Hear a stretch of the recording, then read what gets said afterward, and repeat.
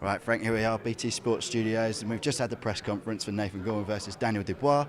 Saturday night, it's nearly here. There's been so much talk about this one. How's your sort of anticipation levels now? Well, they're high.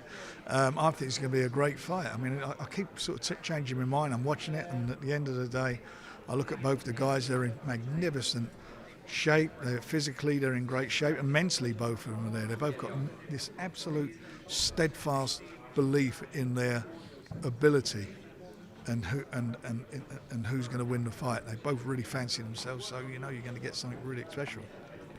What's the best case scenario really for you in this case? Do you just want a great fight, or do you want someone to lose well or win well? No, I'd want to see a great fight and the loser loses well. I mean, that would be great because I don't want to see the loser disappearing. I think, I don't think it will be the end of the world for the loser, but the winner, I think, will be in a position in the next 12 months where he'll probably have another 4 or 5 fights and become a mandatory challenger. And once the dust has settled between Tyson, Deontay Wilder, Ruiz, Joshua, they're going to be ready to fight those guys. So that's very important for us and for BT and our investment we've made in this division.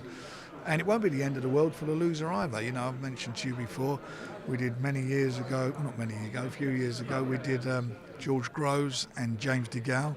And both of them went on to win world titles. So it's not the end of the world for a loser. And you're seeing a change in the personality between the two. Obviously, the spotlight on this has been bigger than the spotlight that's been on any of their previous fights. They've had to do a lot more media and had to do a lot more interviews. Are you seeing that they're getting sort of better at the talking side, or are they getting more and more sick of each other? I think they're getting probably a bit of both of that. But I don't think Daniel really is. He'd much rather be in the gym. You know that, and I think with Nathan, Nathan's the same, but Nathan's a bit more outgoing than Daniel is. I think whoever comes through this, you will see a change because the confidence level will go through the roof. And is it a relief to be able to sell a fight based on the quality of the fight and not have to have anyone flipping any tables over near you? I wouldn't want to give them a gold watch to flip a table over like they did with Chisor or whoever had done, or I don't know, through the table. Look, we know it's great for the. That's what really annoys me sometimes about boxing. Everyone says, "Oh, you promoters, you do all this stuff." I don't do that. I don't need to do that. It is what it is. It's a great fight. At the end of the day, that's where we are. It's the media who wants that and wants to see that. But as I say, with these two fellas, I just think this is all about boxing. These are boxers, young boxers at their best, undefeated boxers, 2 big punchers, 2 actually can box. The both of them got great skills. Don't get no better than that. A word for the trainers as well, Bowers and Hatton, Ricky Hatton, Martin Bowers, both of them also stepping up to another level as well. Like Ricky Hatton obviously has been there as a fighter, but never at this stage as a trainer, and the same with Martin Bowers. Well, they're both stepping up, aren't they? They're both quality operators. They both again have got their belief in their abilities and the ability of their fighters. Neither of them showed. No one said we don't want this yet. It's too early. None of them. The fighters, trainers, they all wanted to do it. The only one who didn't want it was me. I was saying let's wait a little bit longer. Let's build it into a bigger fight. Let the public become more aware. And because at the moment, they're still like a trade fight. They've not crossed quite over yet. After this fight, the winner is going to be a massive crossover for them. And another big heavyweight on the card in your stable, of course, is Joe Joyce. He's got Bryant Jennings, a very, very difficult fight for him. But another very interesting fight and arguably a 50-50 one as well. Well, he's got a tough fight. He's had 9 fights as a pro. It's his 10th fight, Joe. Got a wealth of amateur experience, Commonwealth, Olympics, Europeans, World Championships. He's done that, silver medal in the Olympics. But this fella he's fighting, Jennings, has had about 27 pro fights. He's a good boxer, a good mover.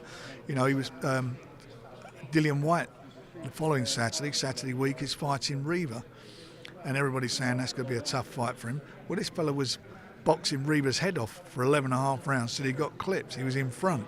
So it's a tough fight for Joe, but Joe, out of his own mouth and his connections and his manager, saying all they want to do is foot on the accelerator in the fast lane and move him quickly. Well, they're moving him very, very quickly, and this is a real tough call for him. But, you're going to, for the viewers who are watching this on BT, they're going to see something fantastic. They're going to see 3 of the best young heavyweights in world boxing on Saturday. And and they are 50-50 fights. Whatever way you want to look at it, they're 50-50 fights. And Joyce as well, it looks like he's going for the knockout. Professionally, in his professional career, we haven't seen anything else from him yet, just knockout power. He obviously has that boxing ability because he won the silver medal, like you said, but he's going for the knockout, isn't he? Well, that's what he's doing. That's what he's done in his last few fights. And sometimes he throws, all defence aside. He'll take a shot to land it, or not take one. He'll take a couple of shots to land his one. But that's what he's made of. That's what he wants to do, and that's where we are. And as I say, all that means is you're going to get excitement.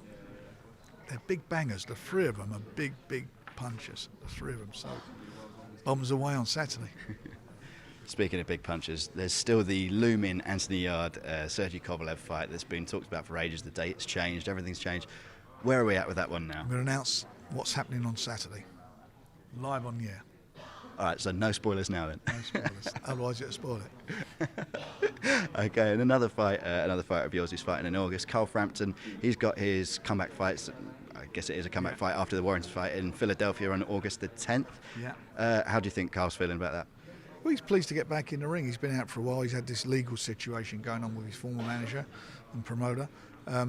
That's been on his mind, but I'm sure he wants to get back in the ring, get himself, re-establish himself, and I'm sure down the road he's looking to get another fight with Josh Warrington. How long did it take for him to change to the idea of having this warm-up fight? Because originally in December he was saying, I'm only going to fight the big fights, only going to fight the champions. Obviously he had the setback against Josh. I think he would have gone into a big fight straight away, but because of the legal case, he's been out now for, what there'll be time, August, that's what, nearly 9 months. So he needs that fight. He needs to get the cobwebs out of his system. And when would you look at for the big fight? Well, I think that's got to be some time. He may fight Valdez. I don't know what's happening with that. He may fight Valdez, but at the end of the day, whatever happens, he'll be in a big one, as will Josh, and hopefully they'll get it on again. And now let's talk about Billy Joe as well, Billy Joe Saunders, because there's been a lot of talk about that Callum Smith offer and what's next for Billy Joe, who's over in Kazakhstan calling out Golovkin in his back garden. He doesn't give a monkey's bill, does he? He'll fight anyone. He signed to fight him twice, as I've said about 10 million times. He's tried to sign him fight. He's even gone to his own backyard now in Kazakhstan and called him out there in front of his own people. That's Bill. That's what Bill's all about. He wants a big, big fight. He's desperate for a big fight. Whatever happens, he'll fight in September. So we're working on that. But we also are trying to deliver him something, big. And at the moment, it's all up in the air. There's all this talk of Kovalev against Canelo, Golovkin against Canelo, this one. Once that all settles out, then we know what the options are for him. And then, of course, Tyson Fury himself, he's doing his speaking tour. We've got Billy Joe calling out Golovkin in Kazakhstan. We've got Tyson Fury in his speaking tour down in Maidstone, giving everyone the dates and the venue for the Wilder fight. Done permanently. I know. Well, Tyson, he'll fight, as we all know, in the autumn, and then after that, providing that Deontay comes through against these fighting Ortiz, I'm hoping they can get both of them together early in the new year to get that unfinished business out of the way between them. And you reckon it is another trip to Vegas then? I would think that would be a big favourite for it to happen, for obvious reasons, from the financial aspect of it all. But wherever it takes place, it'd be a great fight. And actually, just a quick word on Joe Joyce. Should he come through the Bryant Jennings fight, there's obviously talk with Joe Joyce all the time because he's got his foot on the pedal a little more than the other heavyweights due to being over 30. Yeah. How far away is his world title fight, do you think? Well, he's in a position with this Manuel Charles situation, isn't he? So he might wind up being a mandatory for that if he comes through the fight.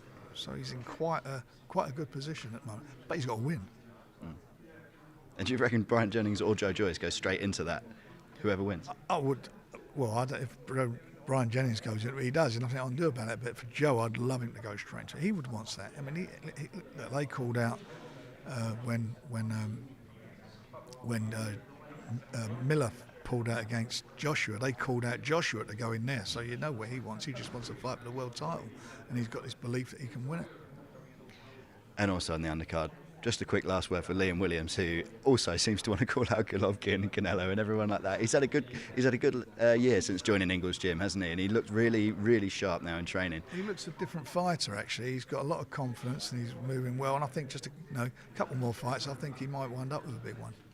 All right, perfect. Thank you very much, Frank. Cheers. Cheers.